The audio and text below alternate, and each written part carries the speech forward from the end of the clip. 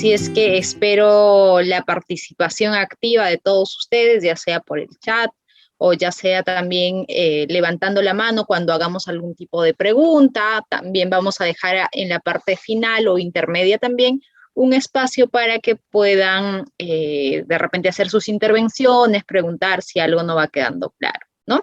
Entonces, empezamos con las eximentes de responsabilidad penal. ¿Qué es lo primero que nosotros debemos de analizar al hacer referencia o al entrar a tallar el tema de las eximentes de responsabilidad penal? Lo primero que debemos de hacer no es irnos eximente por eximente, sino retrotraer conceptos, retrotraer de repente un poco las clases que ya hayan podido tener en UDIAPOLIS o de repente recordar las clases que hemos tenido en la universidad y traer el tema de teoría del delito. Sí, teoría del delito. ¿Qué es la teoría del delito? Viene a ser aquella herramienta metodológica, aquella herramienta elaborada por la dogmática penal para que nosotros podamos ver, para que nosotros podamos analizar y determinar qué características son comunes a todos los delitos, ¿no? Cualquiera sea su naturaleza, así sea de repente que se trate de un delito contra el patrimonio, que se trate de un delito de lesiones, que se trate de un delito contra la libertad sexual, etcétera. La teoría del delito trata de hacer un análisis, si se quiere, general, ¿no? O algunos le dicen un análisis metodológico, filosófico, como quieran, que trata de abstraerse para ver cuáles son aquellos elementos que sí o sí se van a cumplir en todo hecho que posiblemente sea un delito, ¿no? ¿Y cuáles son estas características? El primer elemento que debe de cumplir toda conducta para ser considerada como un delito es la tipicidad, ¿no? Una acción, se entiende, una acción proveniente del hombre tiene que ser típica, es decir, que se tiene que enmarcar en un determinado tipo penal, ¿no? Después de que hemos verificado que una acción es típica, tenemos que pasar al ámbito de la antijuridicidad o antijuricidad también, que es decir, que tenemos que analizar que este comportamiento que se encuadra en un tipo penal en realidad va en contra de todo el ordenamiento jurídico, va en contra de los valores que se han establecido en este ordenamiento jurídico. Y después de que hemos llegado a la conclusión de que sí se verifica la antijuridicidad, recién pasamos al ámbito de la culpabilidad. Pero entremos un poco más a analizar estos elementos de la teoría del delito, ¿no? Primero, empecemos, grosso modo, a ver el tema de la tipicidad. La tipicidad, como ya habíamos dicho, viene a ser la adecuación de todo comportamiento, de todo acto, siempre un acto que sea proveniente del hombre, porque si fuese un acto de la naturaleza, evidentemente que ni siquiera cumpliríamos con este prerequisito de la acción, ¿no? Entonces, esta adecuación del acto humano tiene que realizarse necesariamente respecto de una norma, o mejor dicho, respecto de una ley que ha establecido ciertas características y que con ello vamos a cumplir con el principio de legalidad. Es decir, ¿cómo es que se materializa el principio de legalidad que establece que toda persona solamente puede ser procesada, sancionada por un hecho que al momento de su comisión esté tipificado o esté sancionado en su legislación? Es que nosotros formulamos o realizamos este juicio de tipicidad, ver que se ha realizado una determinada conducta en el mundo real, en el mundo fenomenológico, y que esta conducta sí se puede encuadrar en los márgenes de una determinada figura descrita por la ley como un delito, ¿no? Ahora bien, no solamente el acto, como todos sabemos, o la acción humana o el comportamiento puede ser una acción, sino que también podría ser una omisión. Cuando hablamos de la tipicidad, también hay que hacer referencia a la tipicidad objetiva y a la tipicidad subjetiva. En la tipicidad objetiva vienen a ser todos aquellos elementos externos del comportamiento que se tendrían que encuadrar a lo que describe la ley determinada que proscribía ese comportamiento, ¿no? Y al hablar de tipicidad subjetiva, estamos haciendo referencia a la existencia de dolo o a la existencia de culpa. Acá viene un tema súper importante y que después ustedes van a ver que nos va a servir al momento de analizar las eximentes de la responsabilidad penal, ¿no?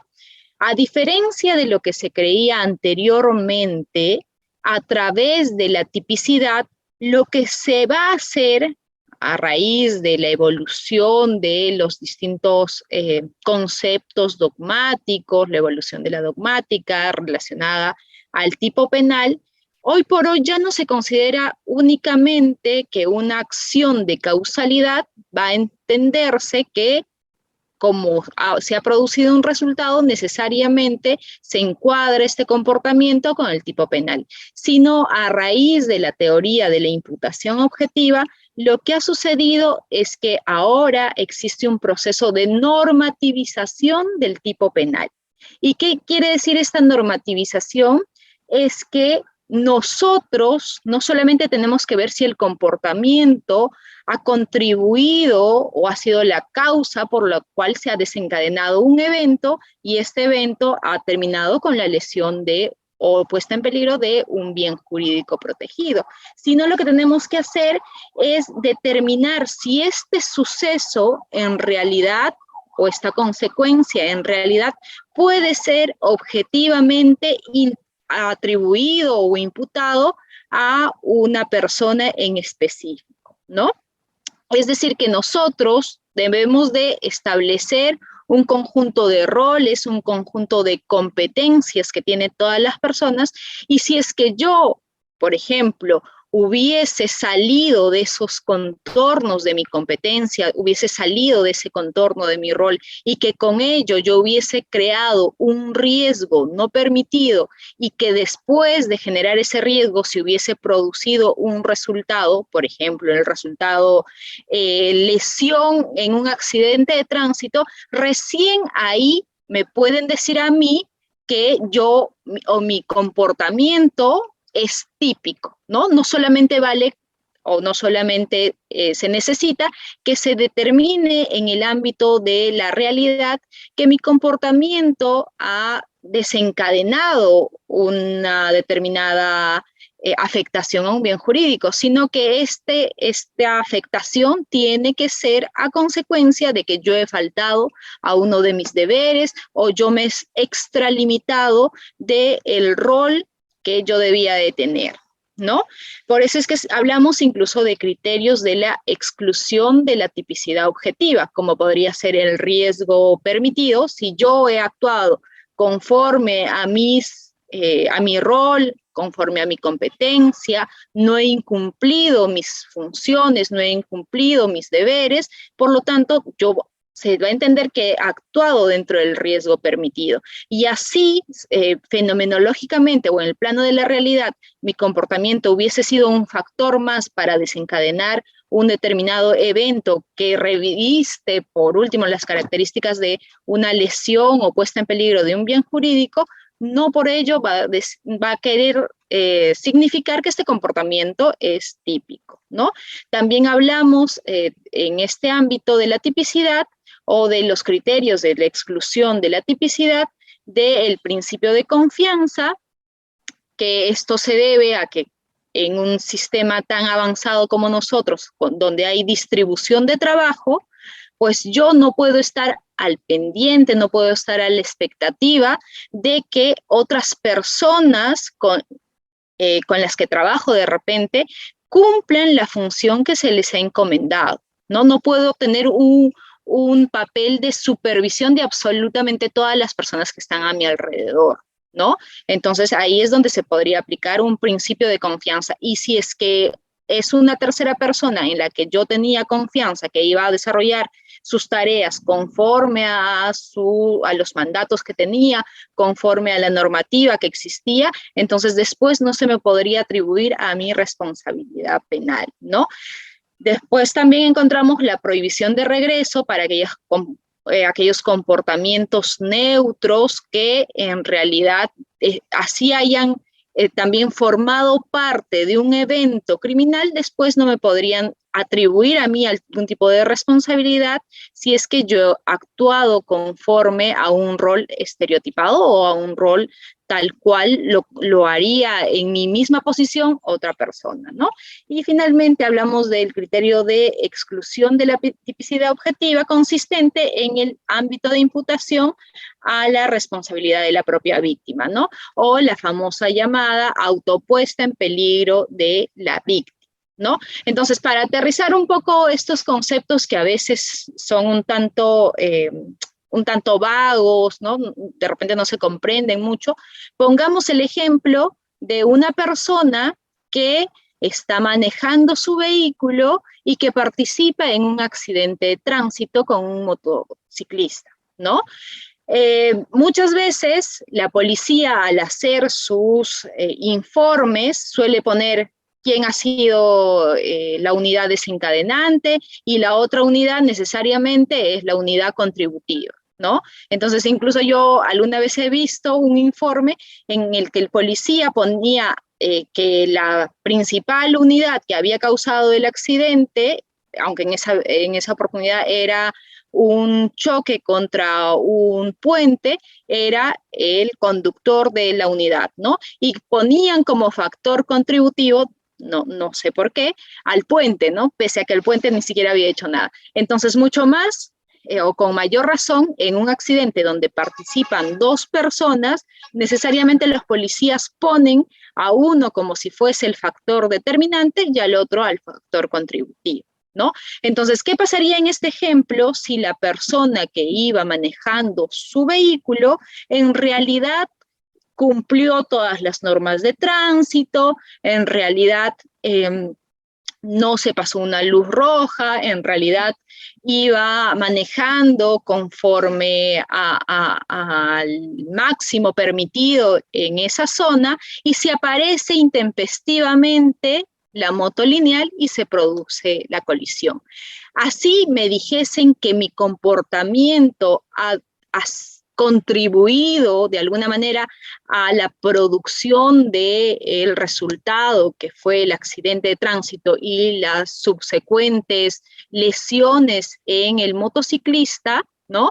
Entonces, este mero hecho de causar o de ser uno de los factores que contribuyen al accidente de tránsito no quiere decir que ya se ha generado una situación de tipicidad, es decir, que se haya generado una situación en la que mi comportamiento se ha encuadrado en un tipo penal. Porque para saber si objetivamente este comportamiento o este resultado me es atribuible a mí como conductora del vehículo, yo tengo que acudir a las normas de la tipicidad, a la teoría de la imputación objetiva, ¿no? Para determinar si es que yo he causado un riesgo por el incumplimiento de mi rol o por el incumplimiento de mis funciones o por haberme extralimitado de mi ámbito de competencia, ¿no? Y si yo si me hubiese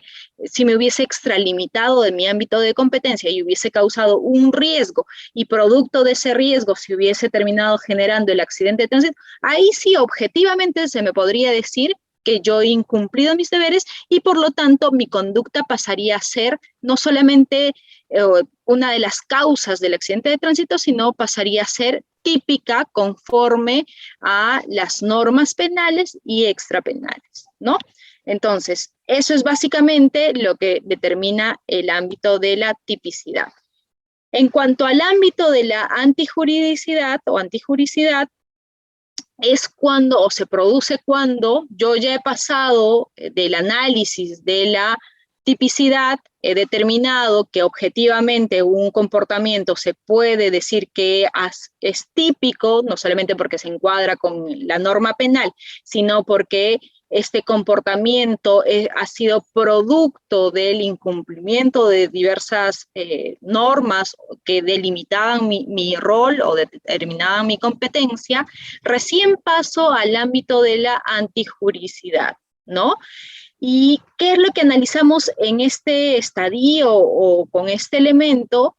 Analizamos si es que se ha defraudado una expectativa normativa de conducta esencial, ¿no?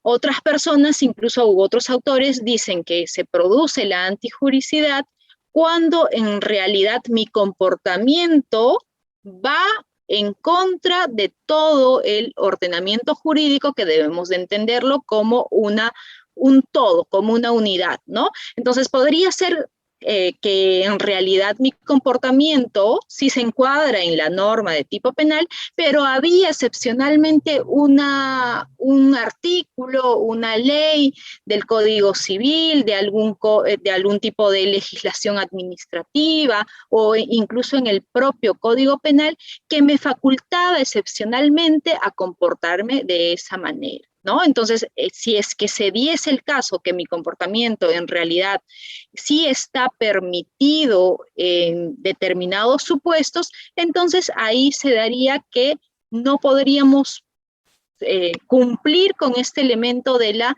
antijuricidad, ¿no? Entonces, otras personas señalan, otros autores también, que podría darse este tema o podría analizarse este tema de la antijuricidad cuando se ha producido una perturbación social por el desvalor de la acción, ¿no? O incluso establecen que existen supuestos en los que existe un conflicto, ¿no? Entonces, como existe un conflicto, en realidad las normas no podrían prohibirte o no podrían obligarte a actuar de determinada manera. No son posiciones, por un lado están los que consideran que necesariamente es cuando existe un conflicto que se va a dar este tema de la antijuricidad y de la no competencia del derecho penal por esta especial situación de conflicto, y por el otro hay autores que dicen que no es necesario que haya una especie de conflicto, ¿no? Sino que basta con que nosotros analicemos el ordenamiento jurídico en su integridad y determinemos si es que no existe alguna norma que nos faculta actuar de determinada manera, ¿no? Un ejemplo de antijuricidad o de causa que no está en realidad regulada en el artículo 20 que vamos a proceder a ver, es cuando, por ejemplo, se usan algunos métodos correctivos que están permitidos por la legislación civil y que en virtud de esta permisión un padre podría proceder a corregir al hijo, ¿no? Que a un hijo que de repente no hace caso, está en malas juntas, está mal criado, pero siempre y cuando sea dentro de los márgenes de la proporcionalidad, que este padre no se extralimite en el uso de los métodos correctivos que pueda usar contra el hijo, ¿no? Otro ejemplo de esto, de una situación que pese a ser típica, no es antijurídica, podría ser el tema de la defensa posesoria, ¿no? El tema de la defensa posesoria, como todos sabemos, es la situación en la que yo soy poseedor de un determinado terreno, han venido de un lugar extraño o de repente mi propio vecino ha invadido mi terreno y me ha quitado la posesión, ¿no? Entonces yo estoy facultada por mandato de la norma, por mandato del Código Civil, a yo ejercer una defensa y votar a las personas que me han quitado la posesión, ¿no? Evidentemente tampoco están justificados el que nosotros nos extralimitemos en esa defensa posesoria extrajudicial y de repente causemos la muerte de alguno de ellos o les causemos lesiones que no son necesarias. Hay que recurrir a los instrumentos que nos faciliten realizar la recuperación del inmueble, pero sin extralimitarnos, ¿no? Y finalmente tenemos el ámbito o el concepto de la culpabilidad, ¿no? El concepto de la culpabilidad de repente es lo que nos diferencia o diferencia al derecho penal de otras ramas del derecho, ¿no? ¿Qué viene a ser la culpabilidad? Viene a ser aquel reproche que se va a hacer a una persona en concreto, ¿no? Por no haberse comportado conforme a norma o porque pudiendo haberse comportado de otra manera, no lo hizo, ¿no? Al hablar nosotros de culpabilidad, necesariamente hacemos referencia a un libre albedrío, ¿no? Si es que el ser humano estuviese fatalmente determinado a cometer un hecho delictivo, si por ejemplo hubiesen personas que tuviesen un gen que los predispone a cometer hechos delictivos, entonces no existiría este tema de la culpabilidad, ¿no? Porque estas personas que tienen ese gen o hubiesen tenido ese gen, en realidad no podían actuar de otra manera, no hubiesen podido actuar de otra manera porque estaba en su propia naturaleza el cometer hechos delictivos, ¿no?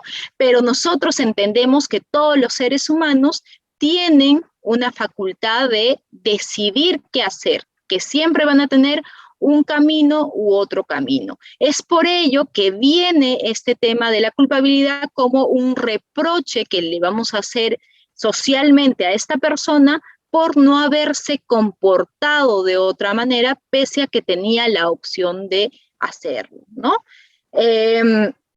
Después, este tema de la culpabilidad también tiene un criterio de índole normativo, ¿no? Es decir, que siempre existe una posibilidad de actuar de una persona media abstracta, ¿no? Es decir, que tenemos que ver el caso en concreto y cómo hubiese actuado otra persona en las mismas circunstancias en las que se encontraba el agente o la persona que cometió finalmente el hecho posiblemente ilícito, ¿no? ¿Cómo se determina que existe culpabilidad? ¿No? Se va a determinar realizando un juicio de culpabilidad. Lo primero que vamos a hacer, y ahora lo vamos a ver seguidamente, es que debemos de determinar primero que la persona tenía capacidad de culpabilidad e imputabilidad.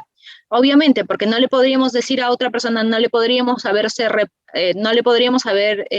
se comportado de una determinada manera, teniendo la posibilidad de actuar de otra forma, si es que esta persona no tiene en realidad noción de lo que está haciendo, ¿no? De repente adolece de algún problema mental, de algún problema psiquiátrico, entonces no es consciente de lo que está haciendo, de los actos que está realizando, por lo tanto, obviamente que en este caso no existe culpabilidad alguna, ¿no? O podría ser que el autor haya tenido la posibilidad de conocer la ilicitud de su comportamiento o que no haya tenido la posibilidad de ser. Si no tuvo la posibilidad de conocer que existía otro comportamiento o que este comportamiento en realidad se encontraba prohibido por la norma, entonces tampoco le podríamos reprochar que haya tomado este determinado camino, ¿no?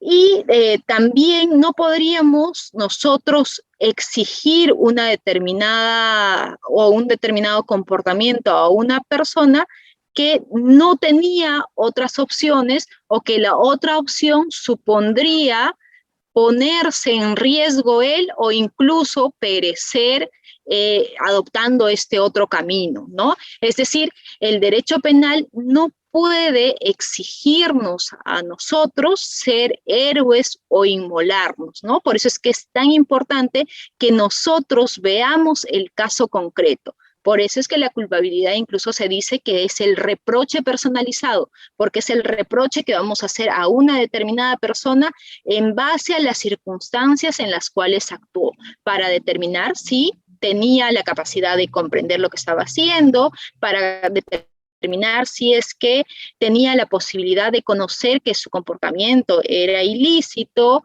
para determinar si es que existían otras alternativas, o si es que las otras alternativas hubiesen supuesto que la persona se inmole o se sacrifique por no dañar otros bienes jurídicos, ¿no? Entonces, ya para resumir y pasar al tema de las eximentes, ¿no? Cuando un hecho es típico, es decir, se adecúa a una determinada ley que proscribe este comportamiento, cuando este comportamiento que ya ha pasado por el ámbito de la tipicidad también es antijurídico, es decir, que va en contra de todo el ordenamiento jurídico y no existe una norma que excepcionalmente permita este comportamiento, ya vamos a decir que estamos frente a un hecho ilícito, ¿no? El hecho ilícito no es un concepto solamente del derecho penal, sino también es un concepto que se suele usar en el derecho administrativo, que se suele usar incluso en el derecho civil, ¿no? De repente para un poco hablar o tratar los temas de responsabilidad civil, ¿no? Podría ser. Pero lo que va a diferenciar a nosotros, el derecho penal, de otras ramas, es que no solamente se tiene que cumplir la tipicidad, la antijuridicidad, sino también tiene que haber el tema de la culpabilidad, del reproche personalizado hacia esta persona por no haberse comportado, teniendo la posibilidad de hacerlo, de otra manera, ¿no? O de otra forma. Y solamente cumpliéndose estos tres presupuestos, vamos a decir que existe un delito, ¿no? Pero si no existiese culpabilidad, por ejemplo, ¿no? Y solamente verificamos que un hecho es típico y antijurídico, podría incluso surgir el tema del pago de una indemnización o el tema de la responsabilidad civil, ¿no? Pero si es que además existe culpabilidad, y estaremos frente a un delito y no solamente se acarrearía esta persona podría recibir algún tipo de mejor dicho, se le obligaría a pagar la reparación civil, sino que también sería merecedora de una pena, ¿no?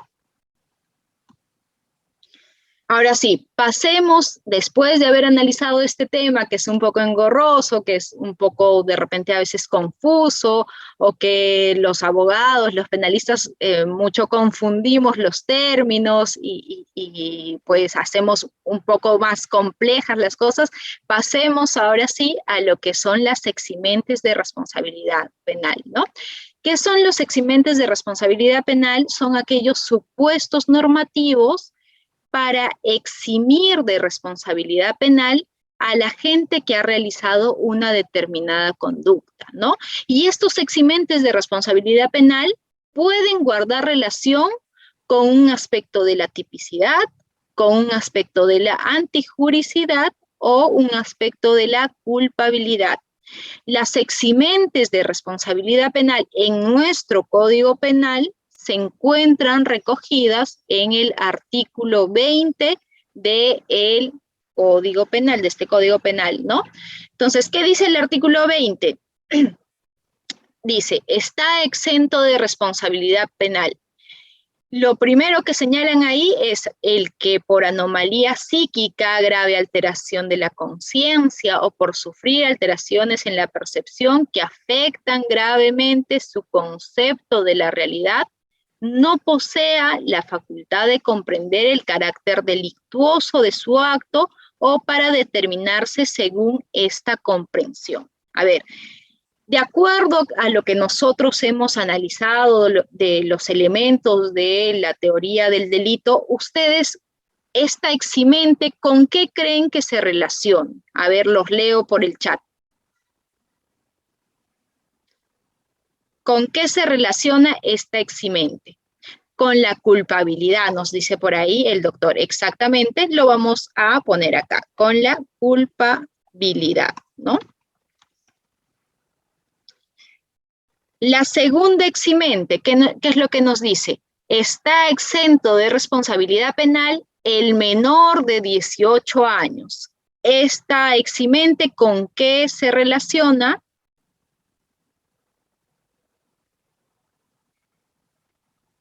Con la culpabilidad también, ¿no? Como bien dicen ahí. culpabilidad, o dentro de la culpabilidad se analiza también el tema de la imputabilidad, ¿no? Culpabilidad es la imputabilidad.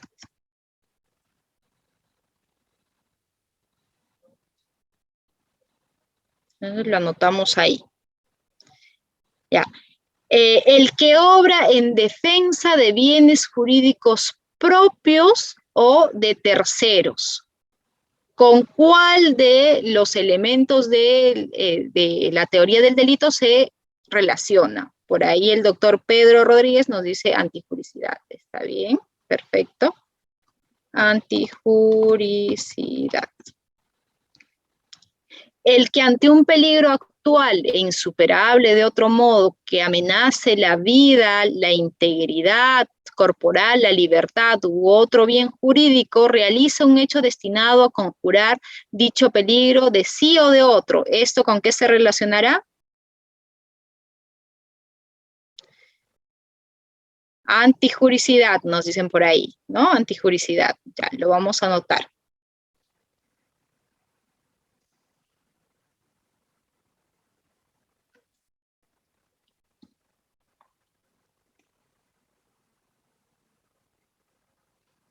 Antijuricidad. El que ante un peligro actual y no evitable de otro modo que signifique una amenaza para la vida, la integridad corporal o la libertad, realice un hecho antijurídico para alejar el peligro de sí mismo o de una persona con quien tiene estrecha vinculación. ¿Esto con qué se va a relacionar? Culpabilidad, ¿no? Entonces, ¿pero por qué decimos culpabilidad? Porque pareciese que este eximente es muy similar al anterior que acabamos de leer, ¿no? Pero ¿por qué será culpabilidad? A ver, alguien quisiera de repente tomar la palabra, responder. Obviamente que acá no hay respuestas correctas, no hay respuestas erradas, ¿no? Sino que estamos acá para aprender mutuamente, para analizar las instituciones, etcétera. ¿Por qué decimos que esta figura es de la culpabilidad? ¿Alguien por ahí? Lo voy a ir anotando. Culpabilidad, ¿no? Bueno, lo vamos a ver, si están tímidos todavía, vamos a analizarlo posteriormente, ¿no? A ver, seguimos. Por ahí nos dicen, los bienes comparativamente hablando son de igual valor, bienes jurídicos iguales. Ya, pero ¿por qué decimos que es el ámbito de la culpabilidad? Lo vamos a ver cuando lleguemos a este eximente en concreto, ¿no?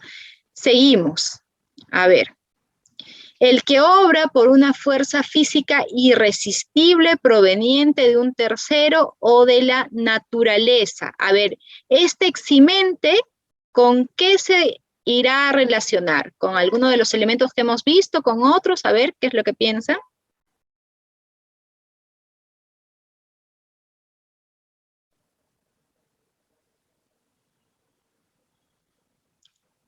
A ver,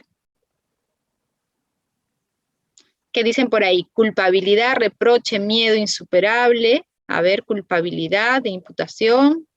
Culpabilidad, ausencia de acción, nos dicen por ahí, ¿no? A ver qué piensan los demás. Fuerza física irresistible proveniente de un tercero de la naturaleza, ¿no? Estamos analizando el 6.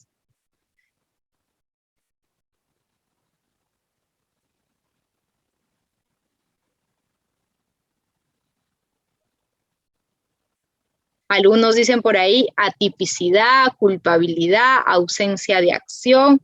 Ya, lo vamos a dejar como una ausencia de acción. ¿Ya? Ausencia de acción.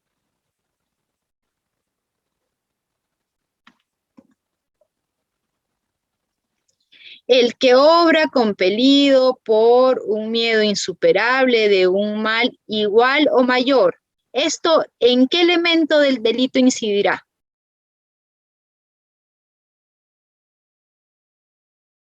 Por ahí nos dicen culpabilidad. A ver, otra palabra, culpabilidad, culpabilidad. Culpabilidad. Por ahí otro doctor nos dice antijuricidad. Antijuricidad, culpabilidad. A ver, seguimos. Lo vamos a poner como culpabilidad, ¿ya? El siguiente, el que obra por disposición de la ley en cumplimiento de un deber o en ejercicio legítimo de un derecho, oficio o cargo. A ver, ¿qué creen eso que es? Por ahí alguien nos pone atipicidad, culpabilidad, antijuricidad. A ver, ¿quién da más? ¿Quién da más, no? Culpabilidad, antijuricidad. Ya. En este caso, incluso la jurisprudencia anteriormente lo ha tocado en el tema de antijuricidad, ¿no? Pero si nosotros nos basamos en la teoría de la imputación objetiva a la cual hicimos referencia, si uno actúa en el marco de la disposición de una ley o cumpliendo sus deberes o en ejercicio de sus legítimos derechos, no habría en realidad tipicidad porque nos estaría superando un riesgo permitido, ¿no? Pero, pues, usualmente se ha solido identificar este tema con la antijuricidad, ¿no? Entonces vamos a poner antijuricidad. Igual, pero esto podría ser incluso motivo de algún artículo y seguro que sí hay personas que lo comprenden como una causal más bien de atipicidad, ¿no? O mejor dicho, un eximente que estaría relacionado con la tipicidad más que con la antijuricidad. Porque si una persona actúa dentro de su rol, dentro de el marco de su competencia, ¿no? Entonces, no así se haya producido en el mundo de los hechos un determinado evento que pareciese tener las características de un delito. Sin embargo, esto no pasaría el primer filtro de la tipicidad siquiera, ¿no? Pero lo vamos a poner como lo ha tratado así la jurisprudencia, lo vamos a poner como antijuricidad. El que obra por orden obligatoria de autoridad competente expedida en ejercicio de sus funciones. A ver, ¿esto qué creen que sea?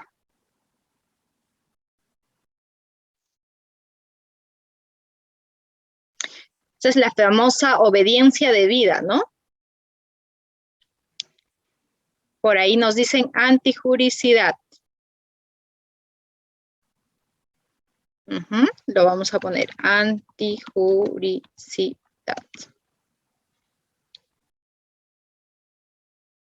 El que actúa con el consentimiento válido del titular de un bien jurídico de libre disposición. A ver ahí, ¿que ustedes qué piensan?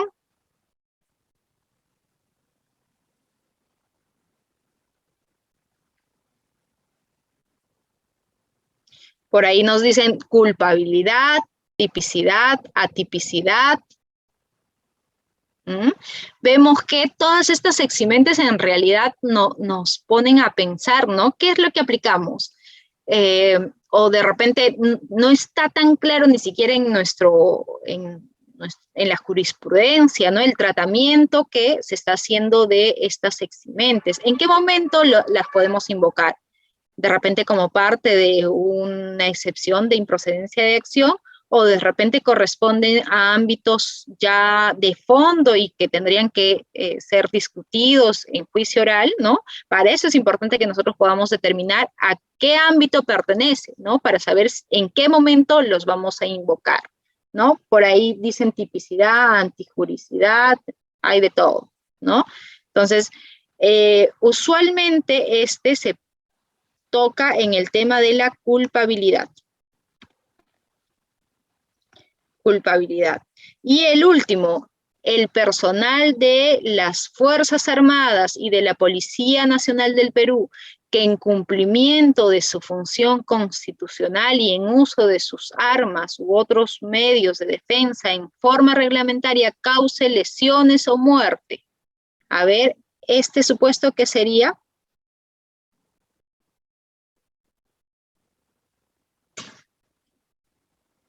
Ponen por ahí culpabilidad, culpabilidad, culpabilidad, antijuricidad, nos ponen por ahí, antijuricidad, tipicidad también nos ponen.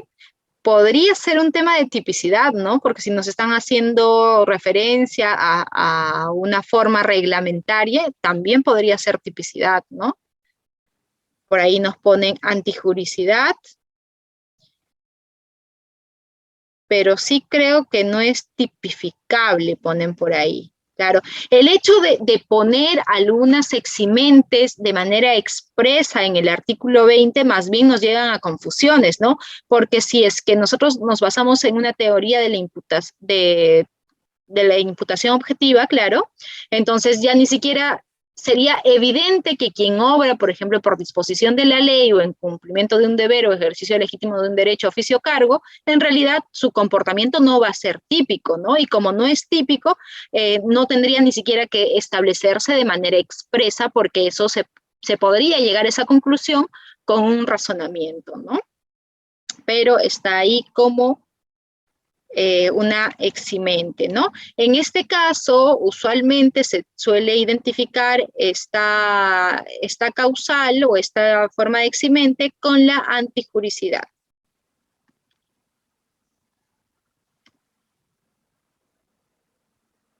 Bien, ya hemos completado más o menos nuestro cuadrito, después lo podemos revisar, ¿no?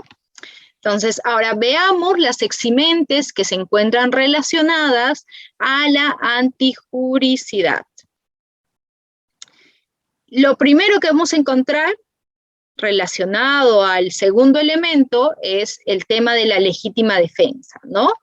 ¿Qué nos dice esta institución de la legítima defensa? Que va a estar exento de responsabilidad penal aquella persona que va a defender bienes jurídicos que pueden ser propios o que pueden ser de terceras personas. El tema de la legítima defensa, como acabamos de ver, está regulado en el artículo 20.3 del Código Penal.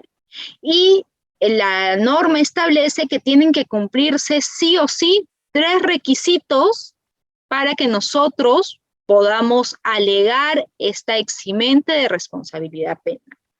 La primera tendría que ser que se produzca contra nosotros una agresión ilegítima, ¿no? ¿Qué quiere decir una agresión ilegítima? Es aquella amenaza, no es necesario que se produzca efectivamente una lesión de un bien jurídico, sino se nos podría estar amenazando de manera real, de manera concreta, o se pueden poner en peligro los bienes jurídicos nuestros o de terceras personas, pero esta puesta en peligro tiene que ser real, concreta, ¿no? No puede ser una puesta en peligro muy abstracta, que en realidad no fuese del todo percibible, etcétera, ¿no? Entonces, esta amenaza del bien jurídico por parte de un tercero necesariamente tiene que provenir de parte de una persona. Acá no podemos hablar de agresiones, de repente o mejor dicho, de situaciones en las que la propia naturaleza es que nos encontramos en peligro, etcétera, ¿no? Sino se trata de una conducta de parte de una tercera persona, ¿no? ¿Por qué se dice que esta agresión es ilegítima? Porque la agresión no debe de estar permitida por el ordenamiento jurídico. ¿Qué pasaría si pues existe un padre que quiere pues, corregir a su hijo de repente y le empieza a jalar la oreja, ¿no? Pongamos un supuesto. Le empieza a jalar la oreja y el hijo agarra patadas al padre y le dice, estoy ejerciendo mi legítima defensa. En ese supuesto no calzaría una legítima defensa porque la agresión que estaba impartiendo para el padre o el mecanismo correctivo, ¿no? se entiende que está excepcionalmente permitido por el ordenamiento, ¿no? Por lo cual no causaría en esta forma de agresión ilegítima. Lo mismo sucedería, por ejemplo, si es que estamos frente a la defensa posesoria extrajudicial, ¿no? Y en realidad sufrimos algún tipo de agresión de parte del poseedor que está recuperando su predio, ¿no? Entonces, en este caso, como está ejerciendo la defensa posesoria, no podríamos hablar de que la agresión o los mecanismos que está usando para recuperar su terreno, siempre y cuando estén justificados por las vías de hecho, ¿no? Se trate de una agresión ilegítima y por lo cual nosotros no podríamos alegar que estamos ejerciendo una legítima defensa, ¿no? El segundo requisito que establece la norma es una necesidad racional del medio, ¿no? Antes incluso se hablaba de una proporcionalidad del medio, que evidentemente con el paso de los tiempos se cambió este criterio de proporcionalidad, porque imagínense que me están atacando con una pistola, entonces que si hacía referencia a una proporcionalidad tendría que buscar también una pistola, y si no tenía una pistola en ese momento, ¿qué pasaba? Perdía, ¿no? Me podían finalmente matar, agredir, lesionar, etcétera, ¿no? Entonces, ahora se dice que se requiere una necesidad racional del medio, es decir, que se debe de producir aquella defensa que sea necesaria. Y también algunos señalan que esta defensa en realidad tiene que ser menos perjudicial para el agresor, ¿no? Es decir, si yo tuviese de repente a mi mano, a mi disposición, un arma de fuego y de repente también tendría estas especies de, también son como especies de pistolas, pero que en realidad lo que tienden a botar es electricidad contra una persona, entonces me podrían decir que yo podría haber usado de manera igualmente eficaz la pistola de electricidad para reducir o neutralizar a la persona que me estaba atacando, ¿no? Entonces siempre se ve si es que ha sido racional el medio que tú estás empleando o en realidad no es que te has tratado de defender o al inicio sí te has tratado de defender, pero de repente sucede que te entró la cólera contra esa persona que te robó, te entró la cólera contra esa persona que te lesionó y finalmente te excediste en la legítima defensa y lo terminaste matando o le diste más golpes de los cuales eran necesarios como para que tú frenes la acción ilegítima o la agresión ilegítima que se estaba cometiendo contra ti, ¿no? Entonces, para nosotros poder determinar si es que ha sido necesaria o se ha cumplido este elemento de la necesidad racional del medio, tendríamos que evaluar cuál es la intensidad de la agresión ilegítima o del peligro que se te está conminando, ¿no? La intensidad. Tenemos que analizar también cuál es la peligrosidad del agente, ¿no? No es lo mismo que de repente estemos, pues, de repente en una pelea en el barrio, en una fiesta, a que nos estén asaltando a mano armada. Esa es una situación mucho más peligrosa que ameritaría recursos o ameritaría acciones también de parte nuestra que puedan repeler este peligro, ¿no?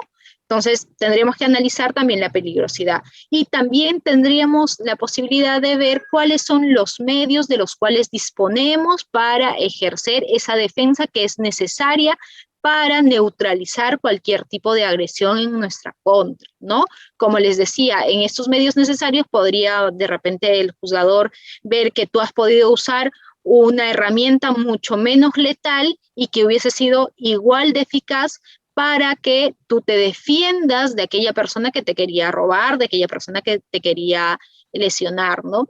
Pero finalmente todos estos, este análisis muchas veces no lo hacemos en ese momento, ¿no? ¿Cuántas veces hemos visto que agarran a un ladrón, por ejemplo, y pues ya no se trata de una legítima defensa, sino que van 7, 8, 10 personas y de repente con ese ímpetu, toda esa cólera del momento, empiezan a atacarlo hasta dejarlo malherido, etcétera, ¿no? Pese a que existan personas que estén a favor, sí, que incluso salió una campaña de agarra tu choro y déjalo paralítico, agarra tu choro y mátalo, no sé qué tipo de propaganda salió, uno como haciendo referencia a que se tenía que ajusticiar incluso a los delincuentes. Lo cierto es que el derecho penal no defiende y no permite situaciones de venganza. Así es que hay que tener mucho cuidado, ya que de agredidos no vayamos a pasar a ser agresores y por lo tanto podría nuestro comportamiento tipificarse como un delito, ¿no? Si nosotros nos excedemos, podría haber una situación de exceso de legítima defensa que podría ser punible, claro que se nos rebajarían de repente el ámbito de la pena, pero finalmente podríamos recibir algún tipo de sanción. Entonces hay que tener mucho cuidado en este tema. Existe también, o tiene que existir como requisito para que se verifique la legítima defensa, una falta de provocación suficiente de quien ejerce la defensa, ¿no? Es decir, que quien se está defendiendo no debe de haber provocado intencionalmente la agresión de parte de el otro, ¿no? Claro, no puedo ser yo que de repente he estado insultando, he estado provocando y han querido venir a mí para, no sé, llamarme la atención o de repente, como se dice criollamente, para pecharme y yo ahí meterle un golpe y después alegar una legítima defensa, ¿no? Porque después podrían hacer ver de que en realidad yo fui el que provocó esta acción que finalmente desencadenó en toda la pelea, en toda la agresta, etcétera, ¿no? ¿Y por qué se dice que no debo de haber provocado intencionalmente la agresión? Porque existen algunas posturas que señalan que solamente puede tratarse de esta agresión ilegítima, tiene que tratarse de un tema intencional, ¿no? Es decir, que no podría ser un supuesto en el que yo de manera culposa de repente he provocado a la otra persona, ¿no? De repente se ha producido un accidente de tránsito en el que yo he tenido la culpa, ¿no? Se ha producido este accidente de tránsito, no podría el conductor de la otra unidad o del otro vehículo venir y agarrarme a patadas y después yo decir que, o finalmente si me defiendo, no podría decirse que yo tuve una provocación suficiente por haber causado el accidente de tránsito, sino lo que siempre se busca es que tú no hayas provocado de manera intencional la reacción de la otra persona como para que se encadene toda esta pelea, ¿no? Entonces eso es lo que se hace referencia a la falta de provocación suficiente. El otro supuesto, la otra eximente que se relaciona con la antijuricidad es el tema del estado de necesidad justificante, ¿no? ¿Cuáles son los presupuestos que se tiene que cumplir para nosotros alegar un estado de necesidad justificante? Primero tenemos que estar en una situación de peligro. Este peligro tiene que ser actual, es decir, que se esté desencadenando en este mismo momento. No podemos hablar de un peligro que se va a suscitar mañana, la próxima semana, etcétera, sino que necesariamente estamos en este mismo momento soportando un peligro y que este peligro tiene que resolverse por un solo camino, por una sola vía, por un solo método, mecanismo, una sola salida, ¿no? Es decir, que no va a ser este peligro superable de otro modo. No se puede conjurar el peligro, no se puede detener el peligro, sino solamente con la acción típica que nosotros vamos a realizar, ¿no? Y este peligro, además, no tiene que ser cualquier tipo de peligro, sino tiene que tratarse de la amenaza de la vida, de la integridad corporal, la libertad o de otro bien jurídico protegido, ¿no? La norma trata de agrandar un poco los supuestos en los cuales se puede estar produciendo la amenaza, ¿no? No solamente habla de la vida, la integridad corporal, la libertad, sino también podrían ser otros bienes jurídicos, de repente podría ser el patrimonio, etcétera, ¿no? Pero es bien complicado que en el plano fáctico nosotros encontremos supuestos en los que se alegue un estado de necesidad justificante por tratar de defender de repente una situación de patrimonio, etcétera. Podría haber, pero no son los casos más comunes, ¿no? Entonces, como se ha producido esta situación de peligro, esta situación que no tiene otra salida, se supone que quien ejerce esta acción típica está realizando una acción para detener el peligro, ¿no? O para superar el peligro, pero siempre y cuando se va a considerar que es un estado de necesidad justificante, siempre y cuando se cumplan dos requisitos, ¿no? Que se haya producido una ponderación entre bienes jurídicos, entre el bien jurídico que se intenta proteger y el bien jurídico que se va a lesionar para superar la situación de peligro, ¿no? Y que se emplee un medio adecuado para vencer el peligro, ¿no? Que este medio no sea un medio de repente irracional o no sea un medio exagerado, sino que existían otro tipo de caminos, porque ahí ya no estaríamos frente al supuesto de insuperable de solamente de este modo, ¿no? Entonces, un ejemplo de esto, el clásico ejemplo, cuando de repente estamos caminando por la calle y vemos que una galería se está incendiando y vemos por de repente la vitrina o vemos por la mampara de vidrio que hay un niño pequeño que está ahí sin supervisión de nadie y está llorando, ¿no? Entonces, ¿se está produciendo una situación de peligro en ese mismo momento? Sí, se está produciendo. ¿Y cuál es la solución que yo tendría para poder rescatar al niño? Es tirar de repente una piedra contra la mampara de esta tienda o contra la vitrina para poder meterme y rescatar al niño. Entonces ahí en este supuesto se cumple, o en este caso se cumple con todos los presupuestos, con todos los requisitos del estado de necesidad justificante, ¿no? Existe un peligro, el peligro se está realizando en este mismo momento, no voy a poder superar el peligro a no ser que me meta, de repente causando la acción típica de dañar la propiedad privada, ¿no?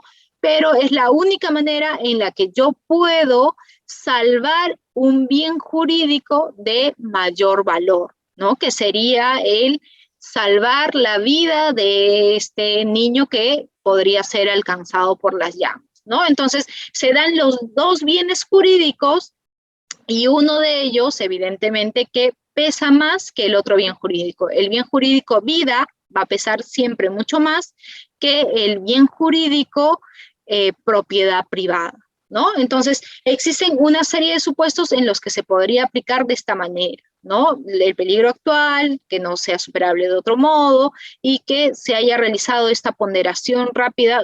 Evidentemente no es una ponderación que se realiza en segundos, si se quiere, ¿no? Y muchas veces es fácil determinar que pues es preferible lesionar algo, dañar algo y pues en pro de un bien jurídico de mayor valor, ¿no? Eximentes relacionadas con la culpabilidad.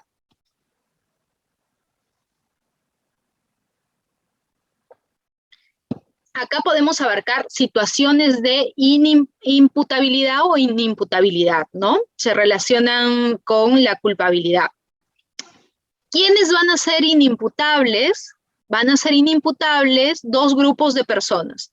Por un lado están las personas menores de 18 años, que así lo ha establecido el legislador en realidad, porque la mayoría de la edad en nuestro país se cumple a los 18 años y se entiende que cuando una persona tiene 17, tiene 16 o es incluso mucho más pequeño, todavía no ha desarrollado los mecanismos inhibitorios que tendría una persona adulta, ¿no? Imagínense, un niño de 8 o 10 años no sabe todavía diferenciar entre lo que está bien y lo que está mal. O peor aún, pese a que de repente diferencia qué es lo que está bien y qué es lo que está mal, pues le ganan sus impulsos. De repente vio un chocolate que estaba guardando la abuelita y sabe que está mal agarrar el chocolate de la abuelita, pero igual lo va a hacer porque va a ganar su impulso, ¿no? Todavía no ha desarrollado los mecanismos inhibitorios de su comportamiento en sí. Entonces, este límite de edad o este deadline, por así decirlo, para personas mayores de 18 años y personas menores de 18 años, en realidad es un término, digamos que arbitrario, ¿no? Como es 18 años, pudo haber sido 17 años, 16 años, etcétera, ¿no? Pero el legislador, y esto viene, me parece que de tradición todavía, es que estableció que son los menores de 18 años quienes se van a considerar que son personas inimputables, ¿no? En otros sistemas jurídicos procesan a adolescentes porque entienden que ya han alcanzado cierto grado de madurez y por lo tanto tendrían que hacerse responsables de sus actos, ¿no? Y el otro grupo de personas que son inimputables son aquellos que no tienen capacidad de entender el carácter delictuoso de sus actos. Entre este grupo de personas vamos a encontrar a las personas que tienen alguna anomalía psíquica, tienen una grave alteración de la conciencia o de repente sufren de algún tipo de alteración en la percepción. Pero no basta para que se configure esta eximente de inimputabilidad, no basta que la persona tenga una anomalía psíquica. Puede ser que tenga una anomalía psíquica, pero que está medicado, está tratado, etcétera, ¿no?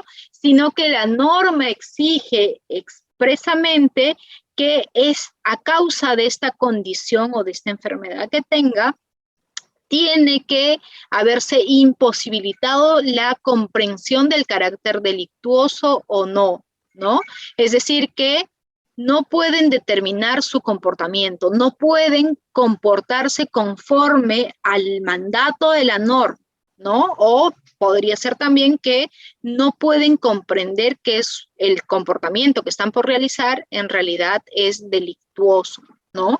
Entonces, yo he visto incluso varios casos en los que podrían ser personas que son adictos a algún tipo de sustancia alucinógena y que con el tiempo incluso ya están sufriendo de una grave alteración de la conciencia, pero no se les aplica este tema de la inimputabilidad porque después de hacerse una evaluación médica, psiquiátrica por el Instituto de Medicina Legal, se determina que todavía tienen esa capacidad de comprender el carácter delictuoso de sus actos, ¿no? Entonces, como todavía comprenden, pueden tener alucinaciones por momentos, pero todavía entienden, saben diferenciar entre lo que la norma prohíbe y no prohíbe, ¿no? Y que por lo tanto podrían ellos determinarse a comportarse de una determinada manera, ¿no?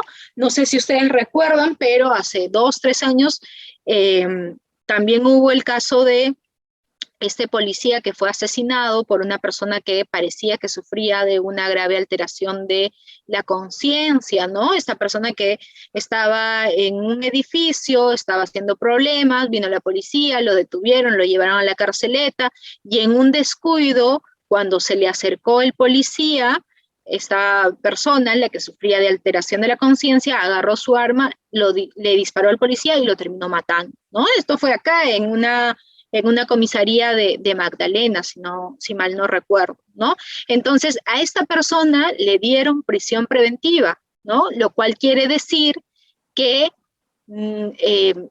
pese a que sufría de repente de una grave alteración de la conciencia, eso no le había imposibilitado todavía comprender el carácter delictuoso de su acto, ¿no? Por eso es que de repente lo estaban mandando a la cárcel. Ya después no sé en qué terminó el caso, pero me acuerdo que sí le dieron prisión preventiva, ¿no? Entonces, de repente podríamos averiguar si es que se aplicó un supuesto de inimputabilidad.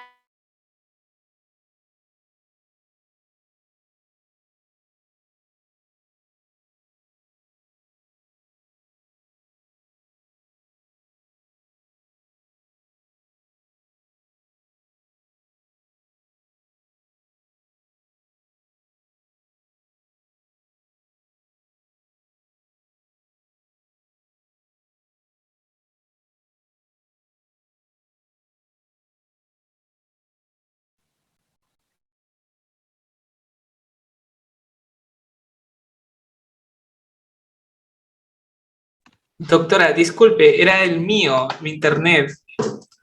Ah, Sí, doctora, perfecto. se había No, quedado. no hay problema, no hay problema. Gracias. Entonces, estábamos en que esta persona, pese a que cuando intervino en la audiencia de prisión preventiva, se escuchaba que no era una persona que estuviese en sus cabales, ¿no? Porque incluso quería hablar, le dieron el uso de la palabra, hablaba y hablaba y hablaba, y la jueza le cortaba y le decía, señor, pero ya, o sea, tiene algo más que agregar respecto de lo que... Y hablaba de otros temas, hablaba y le tuvieron que cortar el micro, ¿no? Y el otro seguía hablando, seguía hablando. Entonces se notaba que pues no había, había un problema en él, ¿no? Había un problema de percepción, pero que de repente eso no era determinante en ese momento como para imposibilitar la comprensión del carácter delictuoso de su acto. Finalmente le dieron prisión preventiva, se apelaron, su defensa apeló y ya no sabemos en qué terminó el caso, ¿no? Sería bueno de repente si alguien tuviese la resolución de sala que nos la pudiese compartir, ¿no?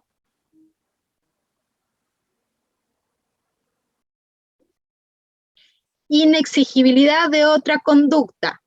A ver, este supuesto o estos casos se da cuando, a ver, podría darse primero la inexigibilidad de una conducta cuando nos encontramos en un estado de necesidad. ¿Cuál es este estado de necesidad y cómo es que se diferencia del estado de necesidad justificante? Ya lo vamos a ver. Existe esto de estado de necesidad exculpante cuando existe un peligro actual, al igual que el supuesto de estado de necesidad justificante, ¿no? Lo comparten este ámbito de un peligro actual, ¿no? No evitable de otro modo. Vamos por ahí también por el mismo sentido, ¿no? Que en el otro caso se establecía que, no que tampoco tenía que ser evitable o no superable de otro modo, ¿no?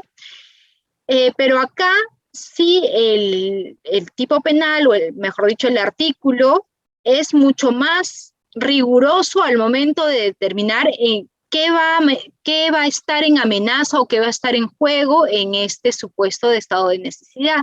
Y nos dice que va a tener que amenazarse la vida, la integridad corporal o la libertad. Ya no nos habla de otro bien jurídico. No sé si recuerdan, a ver, voy a retroceder en las diapositivas, que a diferencia del estado de necesidad justificante, ahí sí nos decía que podría estar en amenaza la vida, la integridad corporal, la libertad u otro bien jurídico. Pero en el caso de la necesidad, estado de necesidad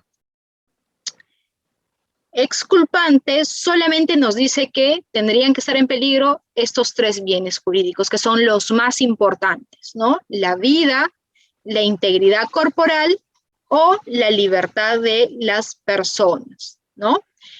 Y ¿cuál es el tercer requisito que se exige para el estado de necesidad? Es que el peligro recaiga sobre uno mismo o sobre alguien con quien se tiene relación, ¿no? Es decir, que no podemos nosotros alegar de repente un estado de necesidad exculpante cuando en realidad quien está en peligro es una persona que no es allegada a nosotras, que no lo conocemos, etcétera, ¿no? Entonces, necesariamente la norma restringe mucho más estos supuestos porque entendemos que si está en peligro la vida, la integridad corporal o la libertad, es porque bienes jurídicos de igual naturaleza por el otro lado van a estar en juego, ¿no?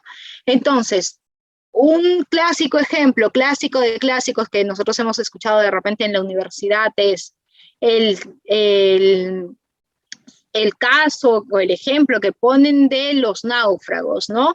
Dos náufragos que están en mitad del mar después de que su barco se ha hundido y de repente los dos encuentran una tabla de la cual pueden sostenerse y de la cual en la cual pueden flotar, ¿no? Pero de repente si los dos intentan subirse al mismo tiempo a la tabla no los va a soportar y se va a caer. De repente un poco parecido a lo que pasó con Titanic, ¿no? Entonces, ¿qué es lo que nos dice el supuesto de estado de necesidad exculpante, perdón? Es que si yo me encuentro en esta situación de peligro en el cual está mi propia vida en juego, se me está permitido que yo pueda de repente, pues, alejar a la otra persona, darle un manotazo o yo pueda simplemente lesionar a la otra persona para que suelte la tabla y así yo lograr salvar, ¿no?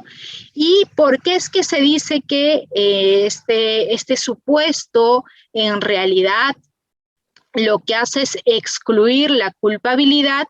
Porque a mí no se me puede exigir el derecho penal, el mundo del derecho en general, las normas no me pueden exigir que yo me inmole o que yo soporte el peligro o que yo me sacrifique en beneficio de terceros. No me pueden exigir esto, ¿no?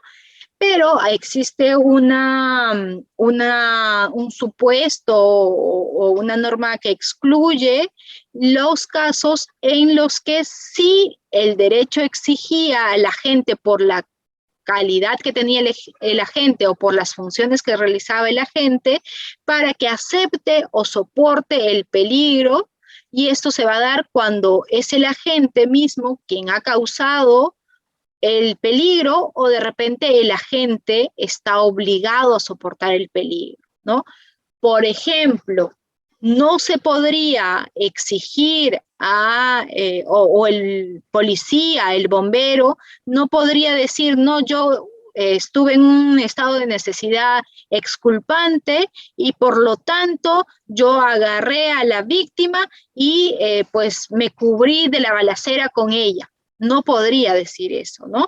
O de la misma manera el bombero de repente no podría decir, yo fui a apagar el incendio, estaba ahí, pero como ya las llamas estaban encima de nosotros, finalmente, y solamente había una sola manera de salir, no podíamos salir los dos al mismo tiempo, yo tuve que empujar a la otra persona y salvarme, ¿no? Se supone que por las mismas funciones que cumplen estas personas, si la norma les exige a soportar, lastimosamente es así por las funciones que tienen, les exige la norma a que puedan soportar el peligro. Y de la misma manera, si es que uno mismo hubiese sido quien ha producido el incendio, ¿no? Quien por su culpa o por su negligencia empieza a incendiarse un edificio, una casa, etcétera, esta persona no podría después alegar un estado de necesidad exculpante, porque si la norma le exigía a él que como había puesto en peligro a las demás personas, tenía la obligación de repente tratar de salvar a las demás personas y no salvarse él o ella en primer término a costa de otros, ¿no? Entonces, eso básicamente es el estado de necesidad exculpante. Y ahí se diferencia, y como bien decían ustedes, del estado de necesidad justificante, ¿no? Por un lado, el estado de necesidad justificante, existen bienes jurídicos, pero siempre un bien jurídico, el que se salva, va a ser superior que el otro bien jurídico que se está lesionando.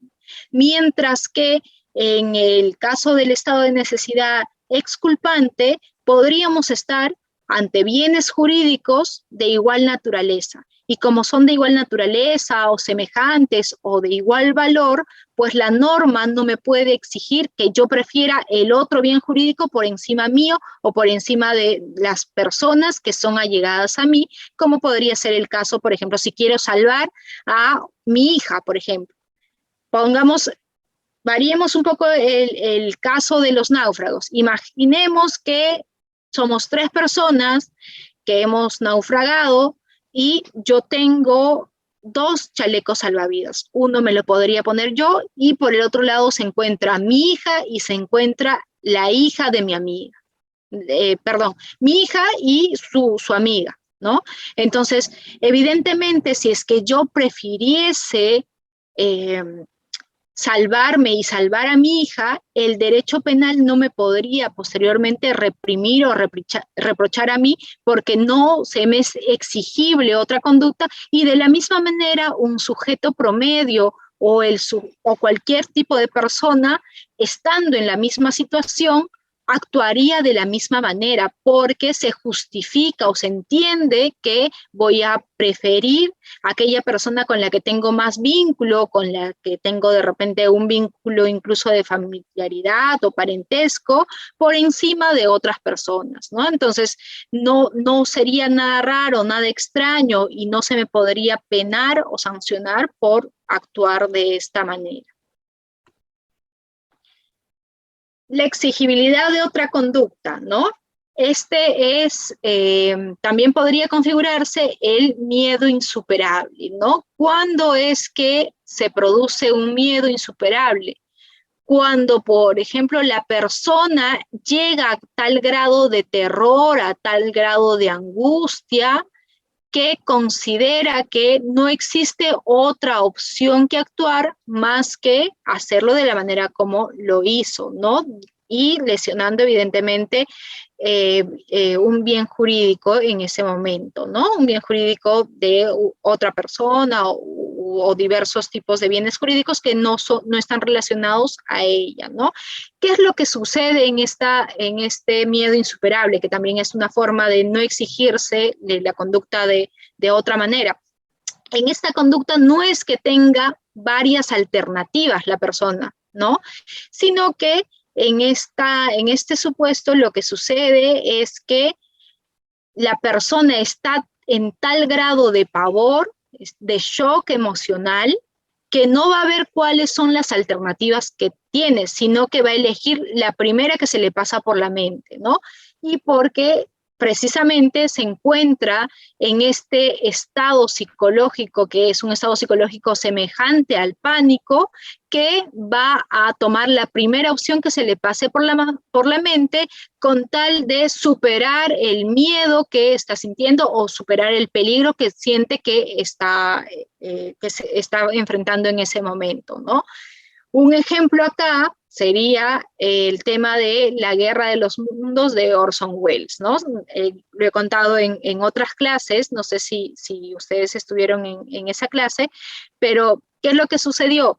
Orson Welles era un escritor, un director habló de los años 20, 30 de Estados Unidos, ¿no? Entonces, había habido una obra que era La Guerra de los Mundos y que él decidió en ese entonces recrear esta Guerra de los Mundos, pero transmitirlo en vivo a través de la radio, ¿no? Entonces, antes incluso de que se transmitiese esta especie de escenificación, hubo un aviso donde dijeron que a continuación iba a haber una escenificación de la Guerra de los Mundos, etcétera, ¿no? Entonces, esta escenificación fue de tal magnitud que las personas de verdad creían que estaban siendo atacadas por extraterrestres, ¿no? ¿Por qué?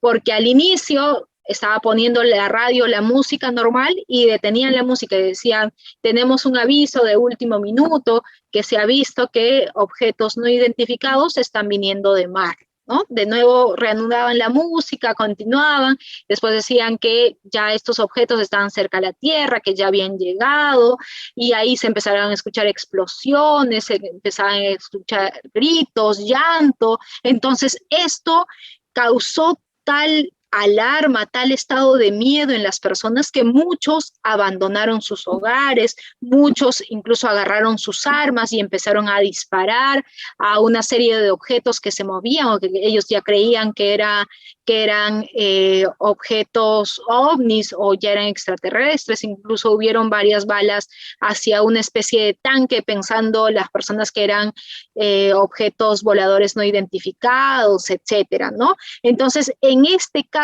donde todas las circunstancias se prestaban como para que las personas estuviesen en un grado de terror, un grado de miedo, pensando que de verdad estaban ya invadiéndonos los extraterrestres, pues si es que se hubiese cometido en esta situación de miedo insuperable algún tipo de lesión de otro bien jurídico, pues estaría de alguna manera excluyéndose el tema de la culpabilidad, ¿no?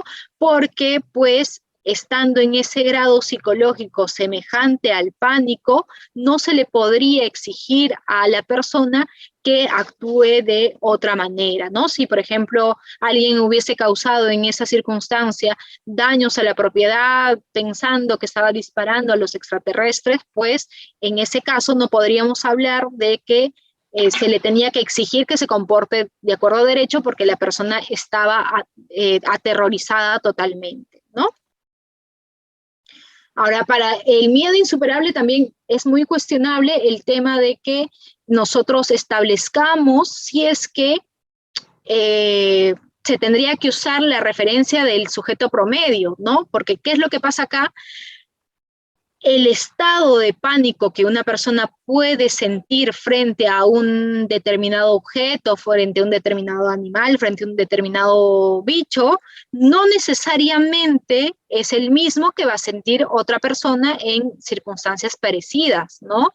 Entonces, lo que suele aplicarse acá es analizarse la situación en realidad concreta y efectiva de la persona que alega el estado de miedo insuperable, ¿no? De repente es una persona que está documentado o pueden testificar varios que siente terror por los pericotes, terror por las arañas y que por eso de repente causó daños en algún objeto de valor de una tercera persona. Entonces ahí tendríamos que analizar a cada sujeto por uno, ¿no? O dependiendo de las circunstancias en concreto, o dependiendo de cuáles son las características psicológicas, ¿no? De la persona, ¿no? De repente ahí se podría determinar si es que esta persona efectivamente entró en tal grado de pánico que no le permitió apreciar cuáles eran las alternativas que tenía para superar el miedo o superar esta situación de inseguridad que pensaba o creía que estaba enfrentando, ¿no?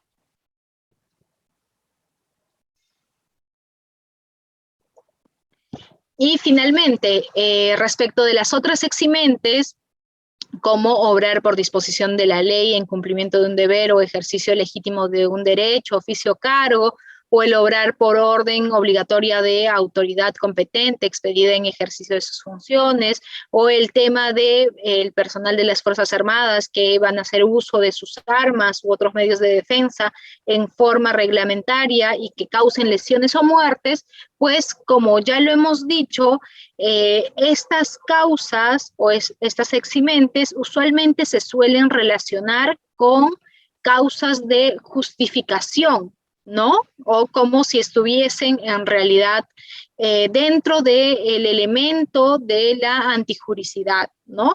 Sin embargo, habría que analizar si realmente estas caben dentro de una causa de justificación o por el contrario tendrían que ser analizados como parte de la tipicidad objetiva de cada uno de los comportamientos. Yo creo que por lo menos el hecho de que una persona actúe dentro de los contornos de sus deberes o en ejercicio de sus derechos, legítimos de sus derechos, más bien se estaría relacionando a un tema de no superación de riesgo permitido y que por lo tanto tendría que ser analizado en la tipicidad.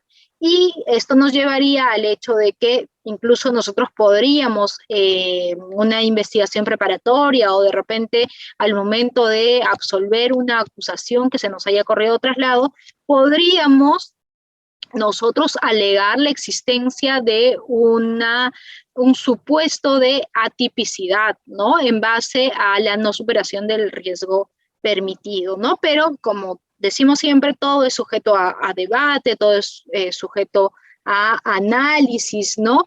Y de todas maneras habría que ver cómo se va manejando la jurisprudencia, ¿no? Porque en estos últimos años han habido una serie de sentencias, sobre todo de la Corte Suprema, que nos han permitido ir analizando mejor o ir delimitando mejor estos temas de la imputación objetiva como elementos que excluyen la tipicidad del comportamiento de las personas, ¿no?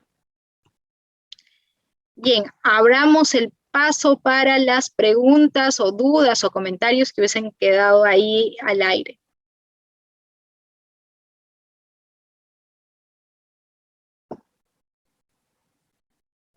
Excelente, doctora. Muy bien, estimados participantes. Si tuvieran alguna duda, creo que sí, algunas consultas, acotaciones, probablemente, es pregunta por participante. Una pregunta por participante, por favor. Adelante, doctor Gabriel, está activo su audio. ¿Sí? Sí, gracias, doctor Rieder. Doctora, buenas noches. Quería hacerle la consulta en el caso de un ejemplo, un accidente de tránsito, ¿no? Un vehículo automóvil respeta pues las reglas de tránsito, se estaciona en la vía y sin embargo una motocicleta cuyo conductor no tiene licencia, documentos, pues no comete una imprudencia y se choca con este vehículo. Como consecuencia, este mismo conductor de la motocicleta resulta con lesiones. Sin embargo, en la policía pues detienen al conductor de vehículo del automóvil por lesiones culposas, porque el otro vehículo pues chocó, impactó y se despistó y se lesionó, pues, ¿no? Entonces mi consulta ahí sería, ¿estaríamos ante una causa eximente de responsabilidad o un tema de tipicidad, ¿no? No hay una conducta típica allí que debería de considerarse. Muchas gracias. Gracias por la pregunta, colega, y por el comentario. Efectivamente, lastimosamente en nuestro país, así el conductor haya sido cuidadoso, haya actuado dentro del ámbito de sus funciones como un conductor diligente, si la otra persona es quien resultó con lesiones, lastimosamente la policía ve a quien ha salido ileso, entonces a esa persona que ha salido ilesa la vamos a detener y a esa persona la vamos a sindicar como que ha sido el factor predominante para que se cometa el accidente. Lamentablemente es así, ¿no? Pero esta situación tendría que ser corregida por quienes conocen las normas, y quienes conocen las normas son los fiscales, ¿no? Ellos tendrían que, pues, actuar de manera adecuada en base a la doctrina, en base a la jurisprudencia, etcétera, ¿no? Y analizar si de verdad este tema en realidad es típico o no es típico. En el caso que usted nos pone, yo creo que habría un tema de tipicidad ahí, ¿no? Y cómo se excluye la tipicidad objetiva, de repente en este caso aplicando un filtro de autopuesta en peligro de la propia víctima, porque nos ha dicho que es una persona que en realidad manejó de manera temeraria, de repente esta persona incluso pues iba a exceso de velocidad, no tenía los documentos bajo ley, etcétera. Entonces, en este caso en específico, podría usted alegar una excepción de improcedencia de acción, dependiendo en qué etapa del proceso se encuentren, para alegar que se excluye la tipicidad objetiva del caso en sí, porque en realidad quien terminó generando el accidente fue el propio comportamiento de la víctima quien se sobreexpuso al no cumplir las normas de tránsito. Entonces yo aplicaría ahí una excepción de improcedencia de acción. Excelente, doctora. Damos pase al doctor Huber. Doctor Huber, una pregunta. Adelante, por favor. Gracias. Buenas noches, doctora. ¿Me escucha? Buenas noches, colega. Lo escuchamos bajito. Ahí, doctora, ¿me escucha mejor? Sí, mejor. Ya. Doctora, mi pregunta era también con relación a un tema policial. Existiendo tanto en el artículo 20, existiendo el inciso 3, el inciso 8 y el inciso 11, que prácticamente a nosotros como efectivos policiales nos eximen de responsabilidad en caso de lesionar algún otro bien jurídico protegido, más que todo en casos de contrapatrimonio, en casos de secuestro, cuando el delincuente lleva con él un arma de fuego. Particularmente el efectivo policial hace uso del arma de fuego en el ejercicio de sus funciones por disposición de la ley y en salvaguarda de los bienes jurídicos, ya sea propios, salvaguarda de integridad propia o de terceros. Entonces, englobando esos tres incisos del artículo 20, ¿por qué aún se sigue permitiendo la detención de un efectivo policial que prácticamente quita la vida a otra persona que ha cometido un ilícito penal? Es en la etapa del proceso todavía que se logra ver estos eximentes, o incluso a nosotros, porque prácticamente el policía es la única persona que tiene en flagrancia, podemos tomar como criterio y decir, ¿sabe qué? ¿Cómo se han dado las circunstancias? Y eso plasmarlo en el acta de intervención y a mérito de ello ya no detener al efectivo policial, porque lógicamente también se invocaría estos artículos o estos incisos del artículo 20. Esa era mi duda, doctora. Gracias por la pregunta, colega. Interesante la reflexión que usted hace, ¿no? Porque, pues claro, ¿cuál sería la labor que tendría que realizar la policía frente a un caso en el que otro policía causa lesiones o causa muerte de una tercera persona, pero ha sido dentro del ámbito de sus funciones, ¿no?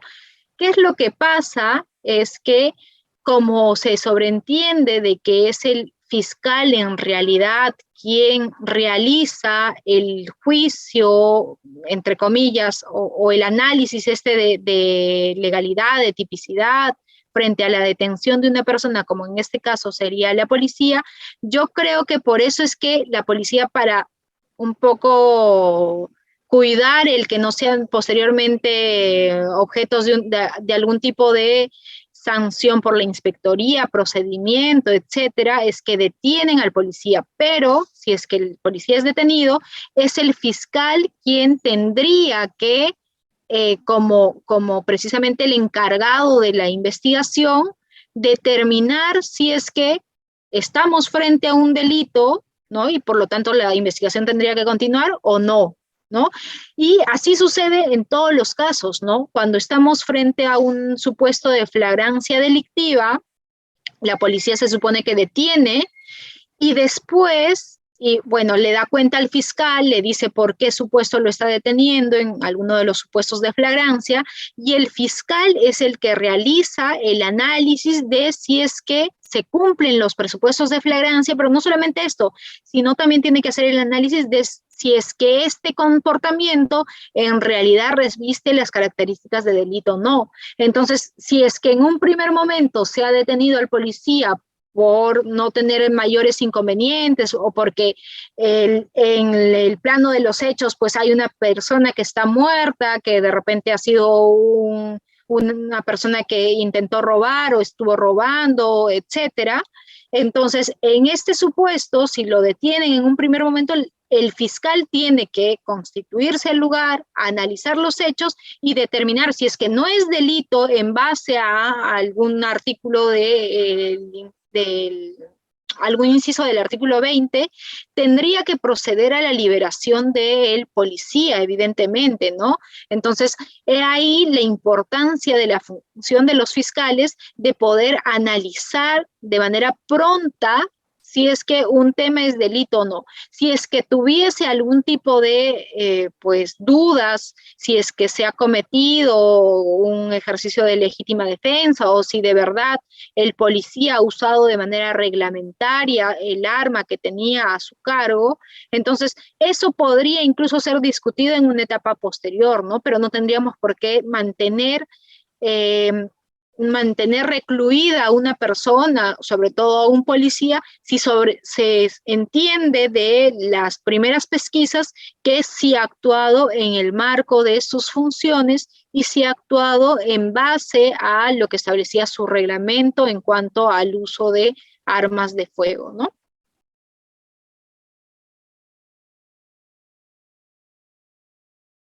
Muy bien, doctora. Damos paso al doctor Raúl. Doctor Raúl, adelante, por favor. Muy buenas noches, doctora. Muchas gracias por su ponencia. La consulta es, conforme al artículo 406 del Código Penal, existe se llama la excusa absolutoria, ¿no? Referente al encubrimiento real. Un caso más o menos así. Un detenido que al ser detenido en flagrancia, obviamente se le incautan todas sus pertenencias, entre ellas el teléfono celular. Ya. El chip de este detenido le pertenece a la esposa. ¿Quién? Al momento de que se haga la visualización del teléfono celular, la esposa, como obviamente sabe que la esposa está detenido, cambia el chip, saca el duplicado, lo bloquea y saca el duplicado.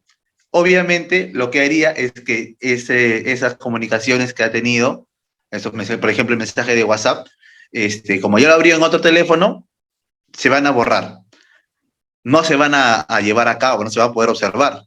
¿Habría encubrimiento real? ¿Se le podría procesar a esa persona por encubrimiento real? A pesar que la excusa absolutoria, ¿no?, indica que si es pariente, ¿no?, si es una persona que tiene una afinidad cercana, lo prohíbe.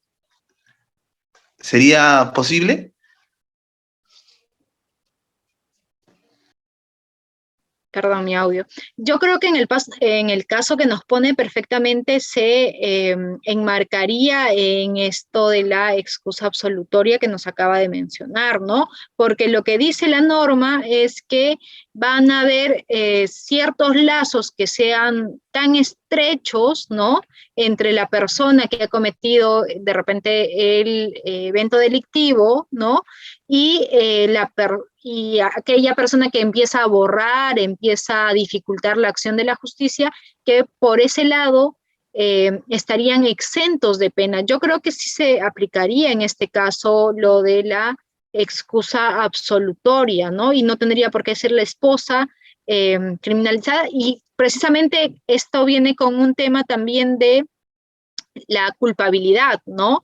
Porque cómo nosotros como sociedad podemos reprochar a alguien que ciertamente está de repente tratando de encubrir la acción de otra persona cuando va a primar los lazos que tenga esta persona respecto de su esposo o respecto de otro familiar cercano, o incluso se podría aplicar esto de las excusas absolutorias con amigos entrañables, amigos que han crecido desde pequeños, ¿no? Entonces, porque la norma es bien extensa al hacer referencia a aquellas personas con las que se tenga estrechas relaciones, ¿no? Y que por lo tanto el derecho no te podría criminalizar a ti por tratar de proteger a una persona que es de tu más, de tu núcleo más cercano o que pertenezca a tu esfera personal más íntima, ¿no? No se te tendría por qué criminalizar y así lo dice la norma expresamente.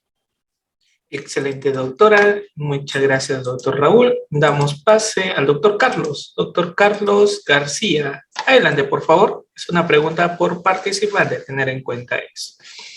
Estimado doctor, buenas noches. Adelante.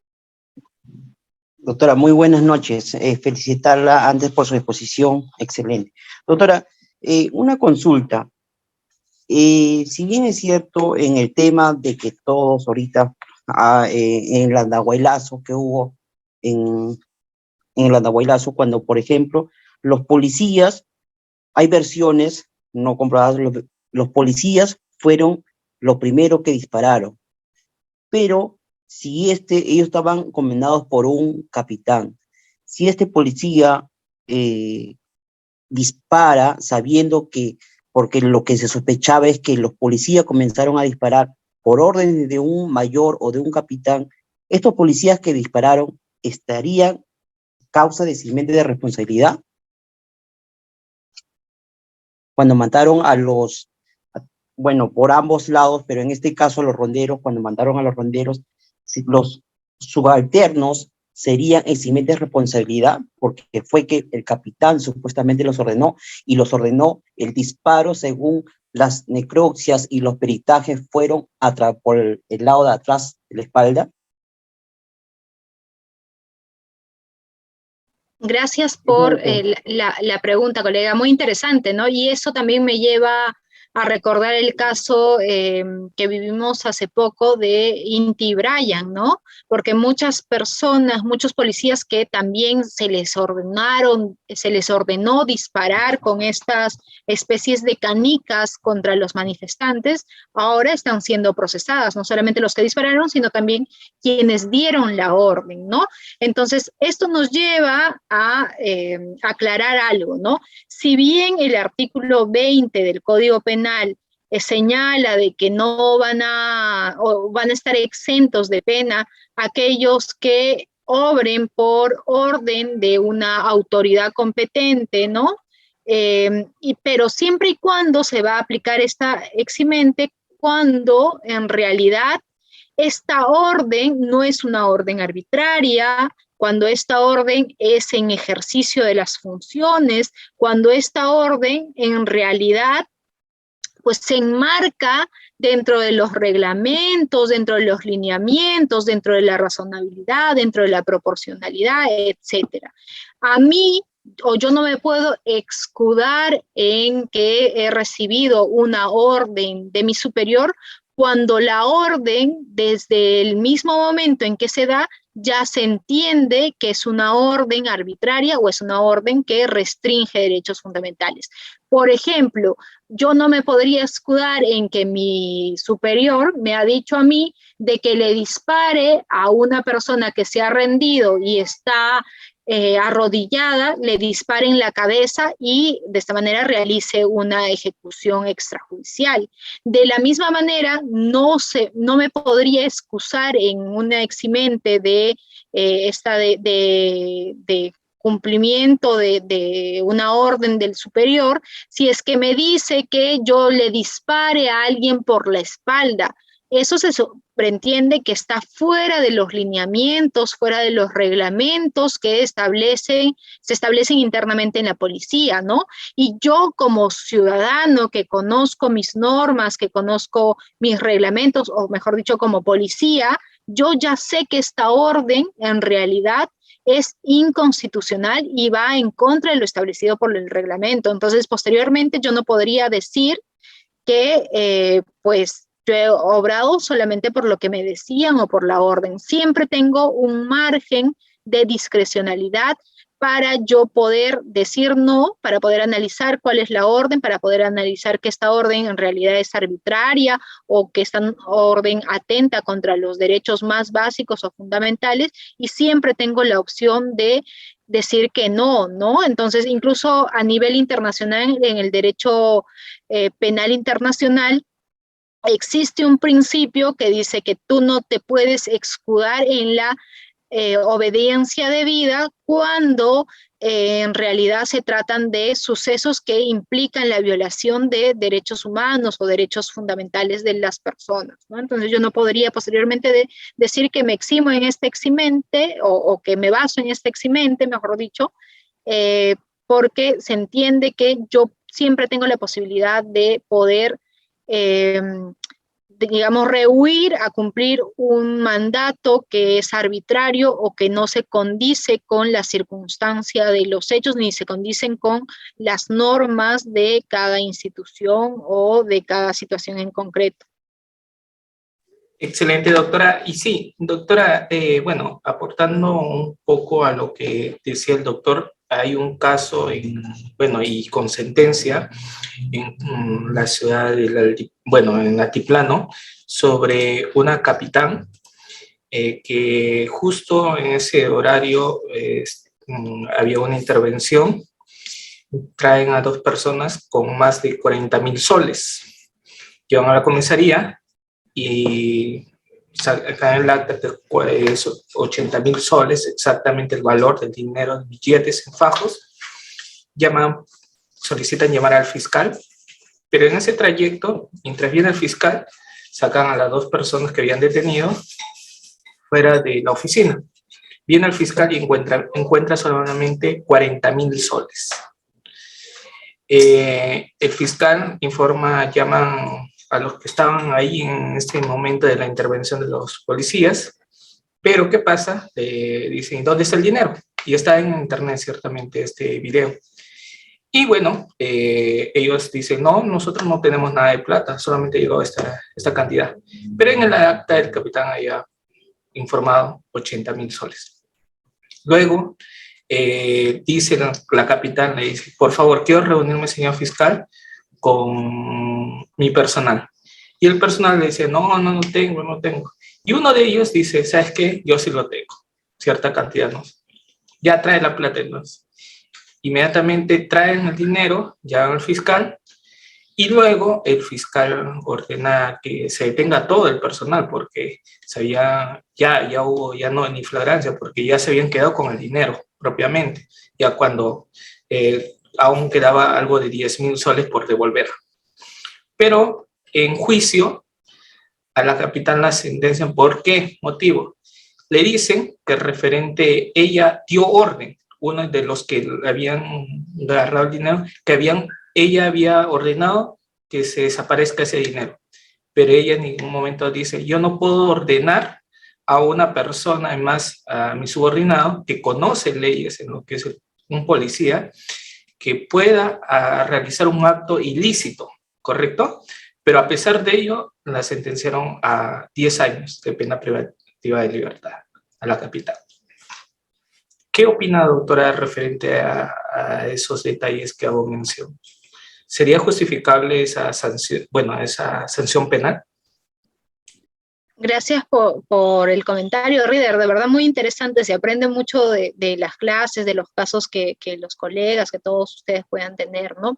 Bueno, yo pienso que en este caso la capitana deben haber habido otros elementos de prueba como para determinar de que en realidad la capitana sí tenía conocimiento qué es lo que estaba sucediendo, ¿no? Entonces, en este caso, primero que el subordinado no podría alegar el haber cumplido una orden impartida por su superior jerárquico, ¿no? Porque como bien hemos dicho, esta orden que se da tendría que ser en el ámbito de la legalidad, en el ámbito de la racionalidad, no podría ser una orden irracional o una orden que atente contra otro tipo de normas, ¿no? Entonces, respecto de él, no se podría aplicar la eximente, ¿no? Porque se supone que siempre el eximente se aplica de quién era el subordinado respecto de el que estaba más arriba, ¿no? Podría decir, yo he cumplido una norma, pero siempre y cuando esta orden vaya de la mano de la legalidad, ¿no? Y respecto de ella, pues habría que analizar si es que existen otros elementos de prueba más para que se le haya condenado, porque no basta con el hecho de que digan que ella estaba a cargo, como si hubiese sido una cuestión de culpa, ¿no? Por no controlar o por no ejercer una función de supervisión o control respecto de sus subordinados, no se le podría condenar, ¿no? Y no sé si los demás también fueron condenados, ¿no? Las personas que estaban bajo su mando. Yo pienso que fue condenada de repente ella y también sus subordinados, ¿no? Con lo cual, con más razón se probaría que en realidad esta eximente no se aplica cuando la orden es respecto de cuestiones ilegales o de cuestiones que trascienden el ámbito de las funciones o el ámbito de la legalidad.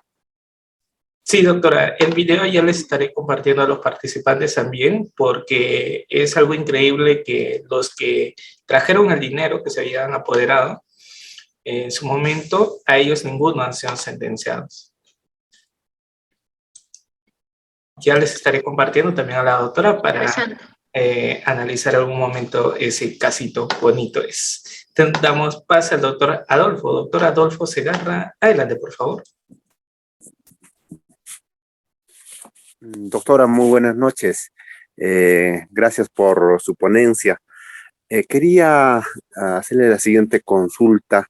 Si lo que voy a exponer sería parte de una excusa absolutoria o una causa de justificación. Esto ocurre en la administración pública, por ejemplo, cuando determinadas personas, autoridades o varias personas que conforman un comité aplican en el ejercicio de sus funciones una directiva interna que podría colisionar con otras normas de mayor jerarquía, puede ser inclusive con la Constitución, una ley de mayor rango. Sin embargo, estas autoridades o funcionarios están en la obligación de aplicar necesariamente una directiva de menor jerarquía que puede vulnerar algún derecho de los trabajadores respecto de esta situación. En ese sentido, doctora, ¿estaríamos frente a una causa de justificación al aplicar una directiva de menor jerarquía que pueda colisionar con, como dije, con una norma de mayor rango? Porque si fuese así, pues obviamente tendría que aplicarse una excepción de improcedencia de acción en caso sea esta situación, ¿no? ¿Qué sucede en este caso, doctora, por favor? Gracias por la respuesta. Gracias por la consulta, colega. Bueno, un caso muy interesante el que nos ponen, ¿no? Porque no siempre el ámbito de la legalidad o del conflicto de normas está del todo delimitado, ¿no? Muchas veces existen normas que son de menor jerarquía, que se emiten y que podrían contravenir otras normas de mayor jerarquía, pero ni siquiera el mismo funcionario que las emite darse cuenta porque de repente es un conflicto muy soterrado o es un conflicto no muy evidente o es una norma que se ha emitido de repente hace mucho tiempo atrás y de repente ni siquiera nosotros tenemos conocimiento, ¿no? Entonces, en este caso que usted nos dice, si es que los funcionarios que han aplicado esta norma de menor jerarquía, si hubiesen, pues, sido conscientes de que esta norma en realidad contravenía otra orden de otra norma de mayor jerarquía y era evidente esta contradicción, entonces en este supuesto yo creo que no se aplicaría el tema de la eximente, ¿no? Por el contrario, si es que en realidad existían otra serie de informes que muchos se actúan en la administración pública en base a informes. Existían informes anteriores que determinaban que en realidad no había ningún tipo de conflicto y que se podía aplicar la directiva, etcétera. Entonces, en este caso sí podrían, de última, invocar este eximente, que es la eximente que estamos comentando, que es la de obrar por orden obligatoria de una autoridad competente, ¿no? Expedida en ejercicio de sus funciones. Entonces, depende mucho de las circunstancias, depende mucho del caso, porque no siempre las normas son contradictorias y es evidente esa contradicción, ¿no? O podría ser que existen interpretaciones de los mismos funcionarios, informes, etcétera, un análisis que nos lleva a pensar de que pues algunos señalan o sostienen que en realidad no existe contradicción alguna, sino que podrían ser normas que incluso se complementan una respecto de las otras, ¿no? Entonces hay que tener mucho cuidado y sobre todo también ver si es que ha existido una orden del superior. Puede ser que haya sido una directiva, ¿no?, que se haya emitido de manera genérica. Entonces habría que analizar bien si es que esta directiva en realidad puede ser entendida como una orden de una autoridad competente que obre en ejercicio de sus funciones, ¿no? Entonces habría que ver cuál es la relación entre uno y otro funcionario y entre la norma, si es de verdad es explícito o es evidente la contradicción que existe respecto de otras normas.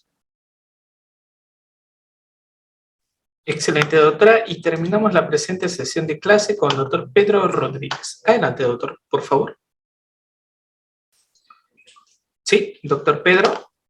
Sí, doctora, buenas noches. Mi consulta era, ¿bajo qué mecanismo de defensa podríamos cuestionar estos eximente de responsabilidad? ¿Siempre con la improcedencia de acción o cuál otro mecanismo? Gracias. Gracias por la consulta, colega. Efectivamente, no todos, pero sí muchas de las eximentes reguladas en el artículo 20 pueden invocarse a través de una excepción de improcedencia de acción. Precisamente hay una casación, se las voy a estar pasando con Reader, la casación no recuerdo cuál es el número en este momento, pero que sí establece que nosotros podríamos invocar excepciones de improcedencia de acción, tanto por supuestos que aborden la tipicidad, como también por supuestos que aborden las causas de justificación, ¿no? Entonces, respecto de estos ámbitos, sí se podría aplicar una excepción de improcedencia de acción.